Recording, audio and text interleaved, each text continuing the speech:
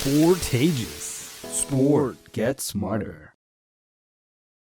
Hello, everyone, and welcome to another episode of the Sportageous Cast, where we bring you insights into the sporting world, straight from athletes, sports biz, sports professionals, and more. Our guest today is Michael Woods. He's been working in the sports industry for 15 years, specializing in very, very important topics like diversity, inclusion, and para sport. Through his business, Inclusive Sport Design, he provides resources, training, and consulting services to help sport organizations make inclusion happen. He's also a director of the Inclusion Club and is owner of Impact Leaders eLearning, providing online learning solutions to various sectors. Michael, welcome to the show, mate. Thanks for having me, Jashan. It's a pleasure to be here. Look, let's get straight into it, mate. Firstly, I just want to ask a little bit about your 15 years in the sports industry. Yeah. What have you sort of been doing, and how did you find your way into this space of, inclusion and diversity?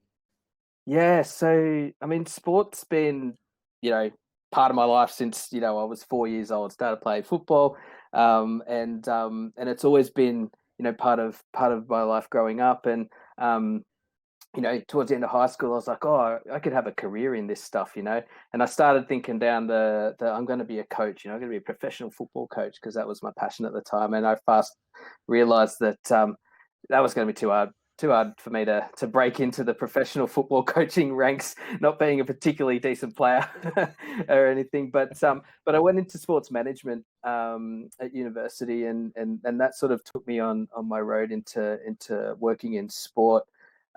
And where the inclusion stuff came in was towards the end of that degree.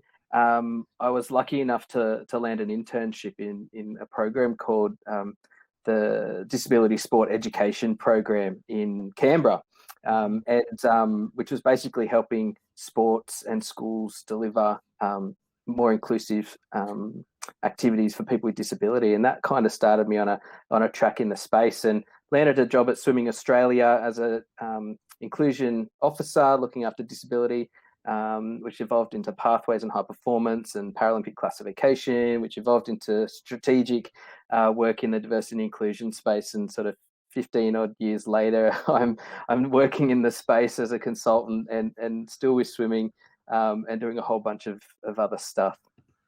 Yeah, look, that's fantastic. And it's always interesting, right? You wanted to be a coach, you still ended up in the sports world, but completely different sort of space. So Right. You're still living the dream, I guess, to a very large extent, which is awesome. Yeah, trying to. Yeah. And you in your when I was introducing you, I talked about very briefly your business, Inclusive Sports Design, or Inclusive Sport Design rather. Tell me about it. What is it? You've obviously told me a little bit about the culmination, but where did the idea come from, and what do you sort of do with the business? Yeah, so it started as a blog, right? A few years ago, I was starting to think about, how do I make a bigger impact on the sports sector? How do I share what I've learned? But also, how do I create a place where we can connect and share these ideas and learnings about how to create a more diverse and inclusive sport world for everyone? And so it started as a blog, which evolved into me sort of delivering some free tools and resources. And then around 2015, 16, I kind of left the full-time employment world and started to consult, and the Inclusive Sport Design has now evolved into a business where I provide all those resources, still a lot for free, but also advisory services, consulting, strategic advice. So I've worked with a number of national sports organisations here in Australia, and state sports organisation, as well as community organisations delivering sport as well. But I see it as a platform, and so I'm doing a lot of projects as well that I see fill gaps in the sector. So recently, this week actually, I just released some digital illustrations that help to showcase diversity in people's products, and documentation with sort of diverse visuals, which is a lacking thing in sport. I'm working on an app which is all about inclusive and accessible sports facilities. So watch this space for that. And I provide e-learning and training as well around diversity and inclusion. But all very much focused on kind of best practice, evidence-based, and looking at the broad issues around inclusion rather than focusing on, specific, disability or just multicultural or things. Yeah. So what are the things we do that make inclusion happen? Yeah, for sure. And that's really interesting. So is the business, so do you mainly focus on other sort of organizations, sporting bodies, or does it even go all the way to sort of clubs and franchises and teams? Is there anything at the individual level, or that's not something that you look at? So at the moment, or to date at least, it's been mostly sports organizations that I'm working with across a range of quite diverse projects as well. Some of it's very strategic, some of it's kind of advisory services, reviewing their current systems and policies and processes. And some of it's very, very project based, like, developing training or e-learning packages around diversity issues, or developing resources that they can use. I won't say no to working with anyone who wants to make a difference in the space. So if it's local clubs, great. If it's individuals, I've done individual mentoring and advice as well. But certainly through the e-learning, I'm trying to work with individuals working in the industry who want to make a difference and improve their skills and knowledge around inclusion. So kind of trying to cover as many bases as I can without getting too overloaded, I guess, as a one-man band. So it sounds like you have a really busy schedule, mate. So kudos to you. I will say to everyone watching or listening, wherever you're tuning in from, be sure to go and follow Inclusive Sport Design. The social media links will be in the description or the caption below. Get in touch with Michael if you think that he can assist, or you have some means through which you want to collaborate. Michael, I wanted to ask a little bit of a controversial question around a hot topic at the moment. Mm-hmm. Maybe, if you'd like to comment on it. Recently, Liz Cambage, who plays in the women's NBA, she came out and criticized the photo shoot for the Olympic Australian Olympic team. Mm-hmm. So that's, you talked a little bit about promotional shoots and having those designs and having the diversity and the inclusion within that. Why is that so important? And in this case, with the point that she has raised, do you think that, a lot of her argument in that context is justified and valid? Yeah, look, I mean, you can't be what you can't see, right? And that's it's becoming a little bit of a cliche in this space, but it's true, right? If you don't see yourself represented in the sport or in the job or in the career or in the sector or in the area of interest that you have, then it's more difficult for you to see a pathway there or to feel that that's something that is available to you or that you're welcome in. And so Liz has a point. And it's a valid point. I'm not sure I agree with how she went about making that point on this particular occasion, but certainly the point is valid.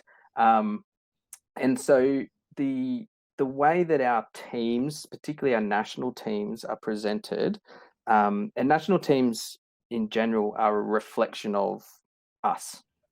We want to see ourselves, we want to be represented in our national teams, whatever the sport, and at an Olympic and Paralympic level, we want the same thing. So I think it's important that that when we do promotional activities, when we are marketing our sport, that we are, as best as we can, reflecting the diversity of the community that it represents. Now, when it comes to elite sport, there is a challenge here, right? Because it's a very small cohort of people, an elite group of people who have made it to the top of the sport. So to simply say our national teams need to be more reflective of various aspects of diversity, yes, it's a valid point, but you need to think about what does it take for that to happen? Yeah. And there's a whole bunch of stuff that needs to happen in order for that to be realized.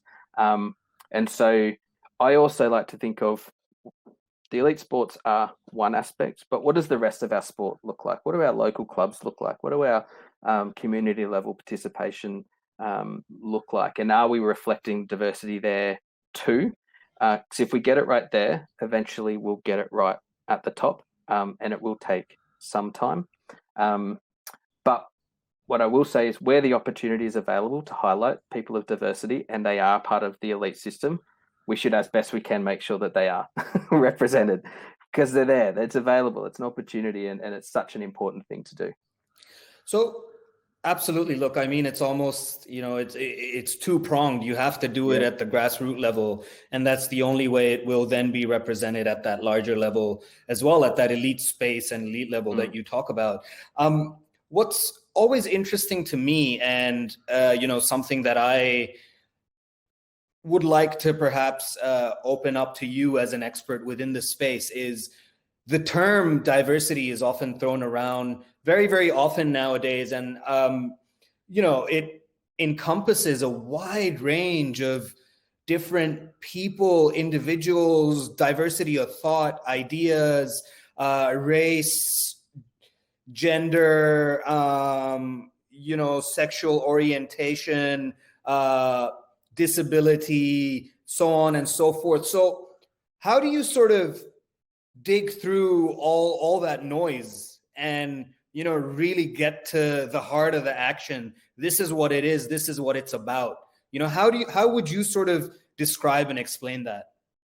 Yeah, and an extension of that is we often conflate inclusion and disability as the same thing, when in fact they're not. They sit side by side. They're kind of different concepts and things. So the way I kind of look at this is that there are a whole bunch of things that we can do as individuals, as sports organizations, taking it out of sport into business, employment, education. There's a whole bunch of things that we can do which are common to addressing inclusion for everybody.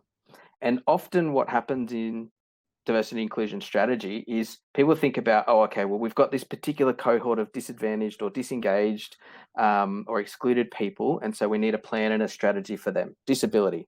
Inclusion is disability for us. But the reality is there's a whole bunch of things that we can change in our policies, change in the way we run our businesses, in our attitudes, in what we say, that will actually create inclusion for everybody. And so for me, diversity, when done well and when successful, is that the people that you engage with or serve are reflective of the community that you are in. And that might be different depending on your context.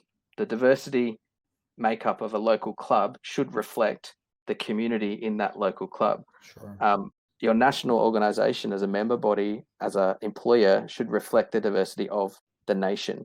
And if you have that at the center of what you do, then you will be heading in the right direction, instead of what we have traditionally seen, which is this kind of siloed target market approach, which says we've got to have a way of doing things for this group of people because they're very different to another group of people, but there are common things we can do across the board. So that's kind of how I think about it. Yeah, that's a really, to me, that's a very refreshing way to look at it, sort of move away from those silos that you talked about. But you also touched a little bit on, the strategic level sort of inclusion, diversity at that strategic level, at a very fundamental, basic sort of, because the question I'm about to ask can be very, very broad, but at a very fundamental sort of level, how does a sports organization, whatever tier it may be, elite all the way to the very sort of local community club level, design its overarching strategy to not only promote, I guess, but also support inclusion and diversity? I know that's a very broad question, but at a very, very basic level, what would you say are the key things that they should be looking at? Yeah, it's a big question, but it's one that sports organizations are grappling with, and some are doing well, and some are still trying to figure out what it means, and some are not engaged with it at all. So, I mean, the way I kind of look at it is you need to have a whole of sport view of this, because particularly in Australia, where we operate in a federated structure of sports administration, and we have local clubs and programs primarily being run by volunteers. We've got a really interesting mix of stakeholders in the process. So you have to consider that in how you frame your strategies. And typically these strategies are being driven from national level, from the top of the sport. And so you need to have that whole of sport view. You also need buy-in. Absolutely necessary to have buy-in from your strategic decision makers. So that's from your presidents, your boards, your executive manager. Every level needs buy-in, and you need to create an environment where you can foster and manage that buy-in. You also need to have a really clear plan that's founded in like what I would call the fundamentals of inclusion. And it goes to the point earlier about avoiding that siloed approach and starting with things that are common. And then you can then dive down into niche audiences. But if you start from a base of those commonalities, then you're on your way.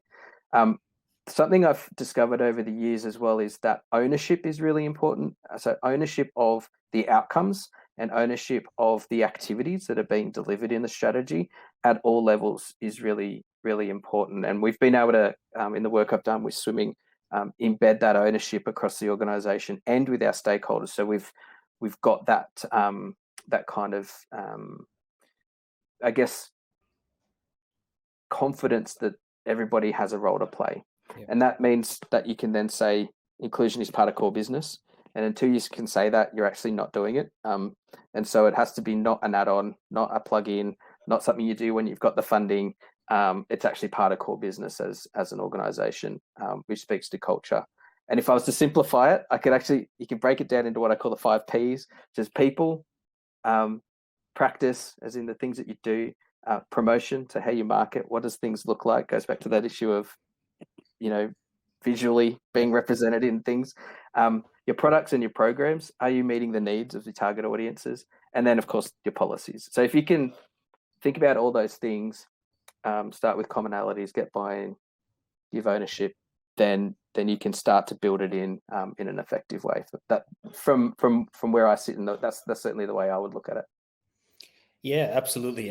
And, you talked about Swimming Australia, which I want to come to in a little bit. But before that, I had a question on that promotion side of things. Once again, obviously being in the media space, that's a little bit of what we do at Sportageous, but also I think that a lot of our viewers, listeners would be interested in sort of getting your insights. I'll tell you a bit of like a personal story. So what I've observed a lot of so my background is Pakistani, so I'm an Australian Pakistani, and one of the things that Pakistanis love is cricket.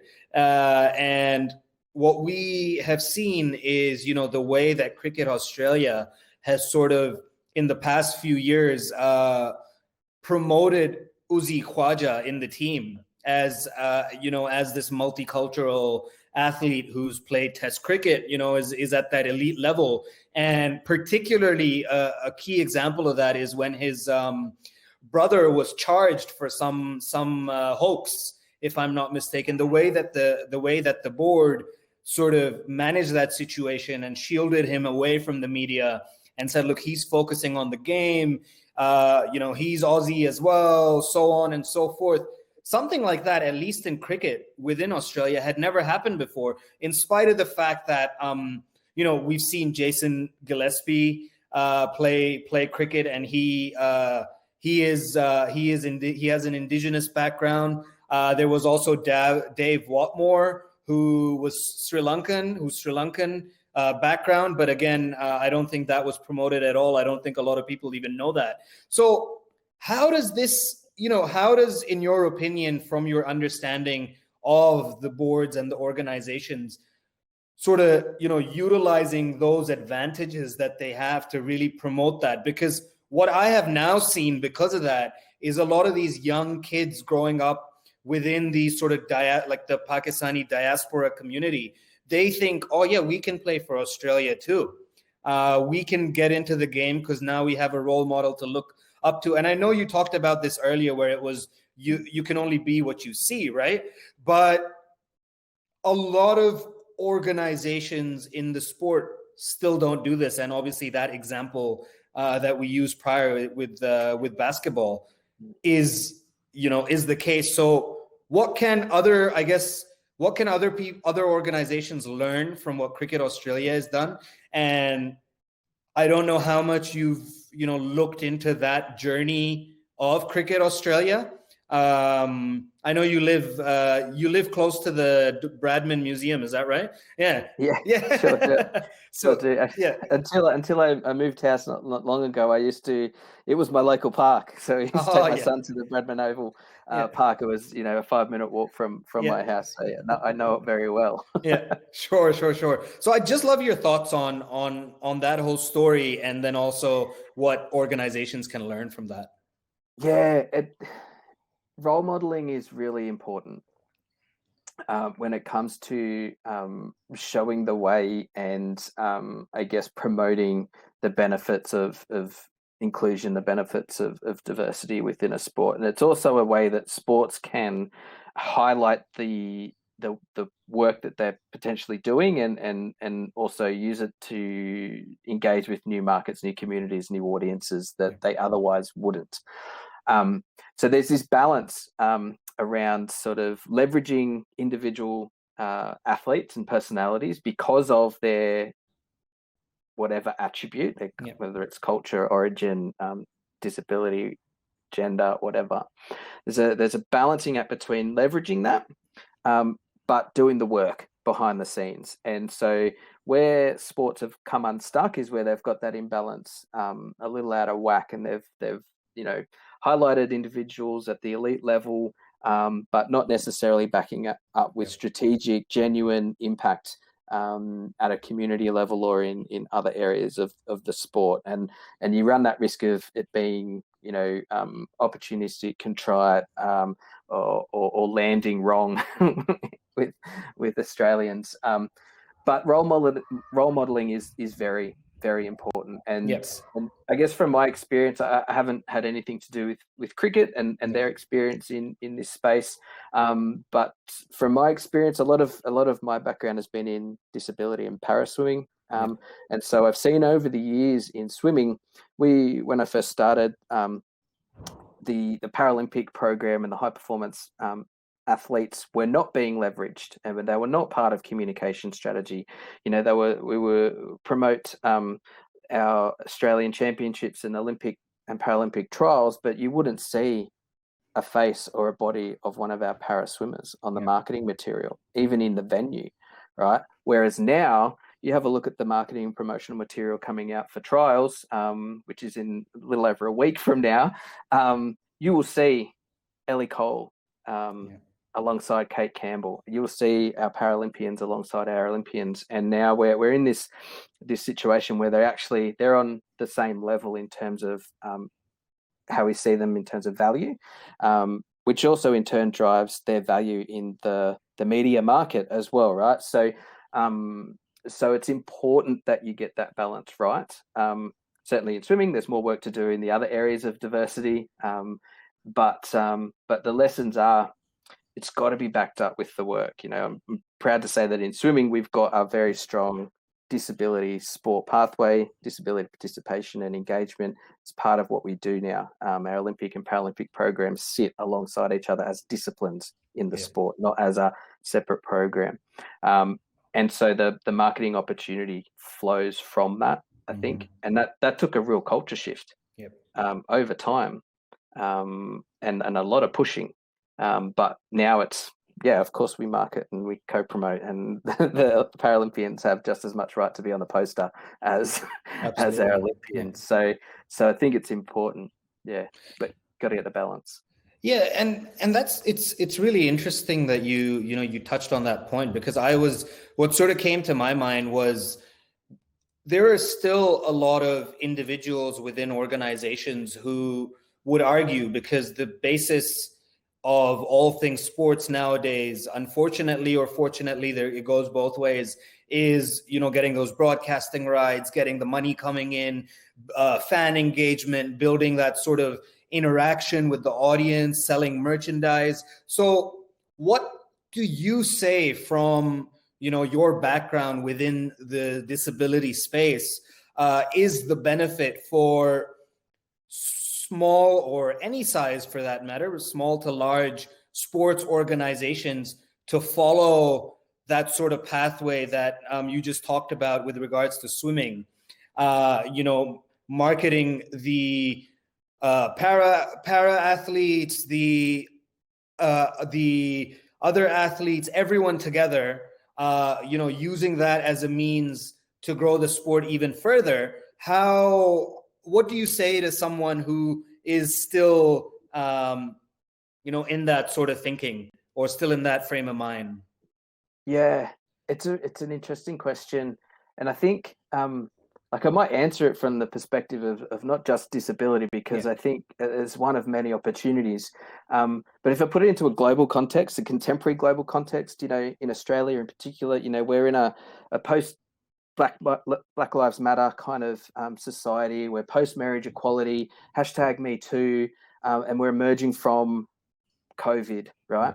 The rest of the world are still struggling in some regards to that, but we'll be emerging. And so sport provides this really powerful tool to build connections with audiences that maybe we haven't done quite so well at all in the past.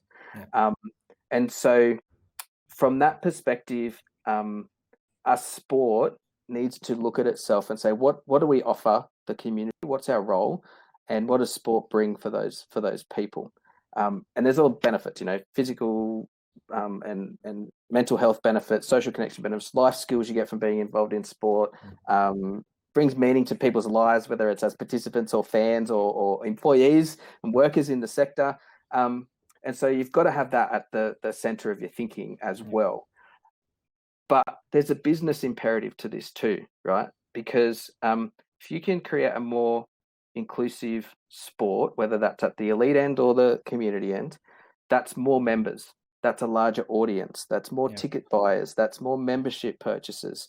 And so sports that address and showcase that and meet the needs of those diverse groups within the population, they will see growth, they will see sustainability, they'll see profitability.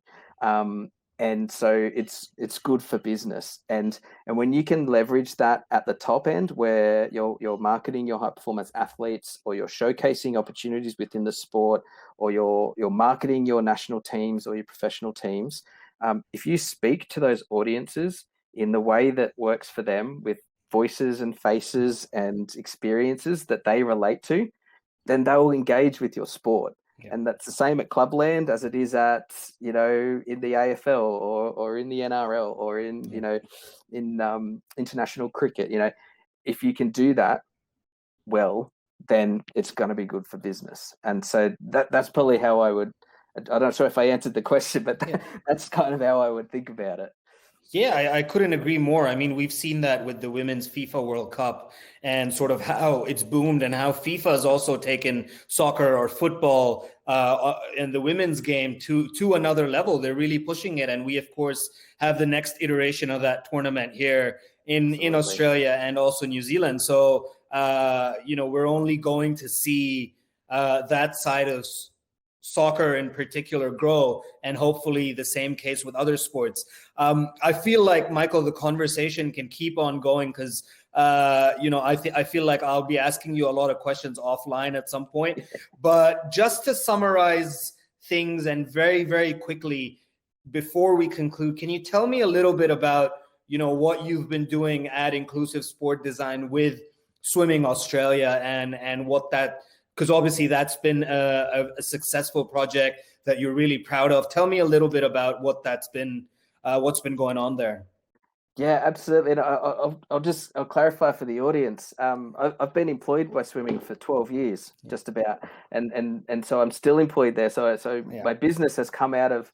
So in a lot of ways, I have Swimming to owe for the work that I do. It's been my training ground, I guess, in a lot of ways. So just in case anyone from Swimming's listening, that's the arrangement. So, but I guess over the last sort of 12 months, I've been leading a funding and grant program under Sport Australia's Move It Oz Participation Grant Program. We've been rolling out a small grants and partnerships program where we've been engaging multicultural and people with disability into swimming and aquatics programs around the country. And if you jump on the swimming.org.au/inclusion page, you can see a bunch of stories about that. And that's been really about capacity building amongst providers, as well as providing, opportunities to get involved and increase physical activity amongst those population groups, which has been challenging given the impacts of COVID, but also really amazing to see the outcomes we've achieved despite those challenges. And so that's an ongoing piece of work. But I've also been working on relaunching our National Inclusion Framework, which is the overarching strategy for the organisation. And we've recently released a new inclusive swimwear policy, which I think is arguably one of the most inclusive, competitive sportswear policies in Australia, potentially in the world. I won't claim that because I haven't done the research, but I'm going to say it's likely to be, which basically means that swimwear is no barrier to participation in competition now, all the way up to Australian championships. If you want to wear a burkini while you're racing, you can now, which you couldn't before. And there's a whole other bunch of options and choices in there now. So that's a really big piece of culture shift and policy change that's come out of our framework. We're also working on a reconciliation action plan and kicking that process off. We're also looking at how we collect and manage our data more effectively so we can measure the impacts of the work we do across the diversity groups. And we're also working on trans and gender diverse policy and governance at the moment too, which is a really challenging but really important area of work that a lot of sports are involved with at the moment. And so we hope to be releasing a policy, a community guidelines policy at some point during this year. So we're deep into that process as well. And some other small tweaks and changes in our disability sport pathway, and we've done some training and things. So we're really looking at what are the things that are going to move the dial in a time where COVID's really rocking sport, and this sort of thing will set us up for the future to engage more people. So it's been a long journey with swimming over 12 years, and I think now we're in a really great place because we've got buy-in across the sport. We've got everyone pulling their weight. We've got things happening organically. And also some really targeted programs as well, which is really cool. Yeah, look, and Michael, really wish you all the best with all of the work that you're doing. And it's obviously incredible, very, very important stuff. Once again, for everyone watching, listening, wherever you're tuning in from, be sure to go and get in touch with Michael, see the work that he's doing, check out his website, just go see everything that's going on and follow and subscribe and like. Michael, thanks a lot, mate. It's been a pleasure, and looking forward to seeing how things grow and progress on your end. No, thanks so much for the opportunity. It's been brilliant.